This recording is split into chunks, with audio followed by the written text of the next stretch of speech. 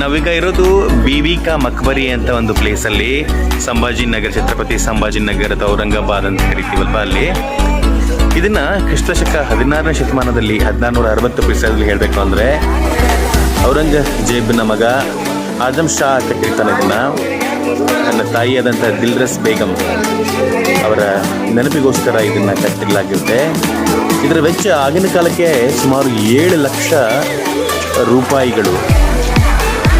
ಇದು ನೀವು ನೋಡಿದರೆ ತಾಜ್ ಮಹಲನ್ನೇ ಹೋಲುವಂತಿದೆ.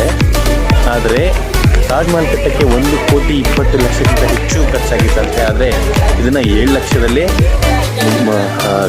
ಖರ್ಚಲ್ಲೇ ಇದನ್ನು ಕಟ್ಟಲಾಗಿದೆ. ಇದೊಂದು ವಿಶೇಷತೆ ಏನು ಅಂತಂದರೆ, ಈ ಕಟ್ಟಡವನ್ನು ಕಟ್ಟಕ್ಕೆ ಹಿಂದೂ ತಂತ್ರಜ್ಞ ಅಂತ ಕರೀತೀವಿ, ಹಿಂದೂ ಅಭಿಯಂತರ ರಾಯ್ ಅನ್ನೋ ಒಬ್ಬ ಅಭಿಯಂತರ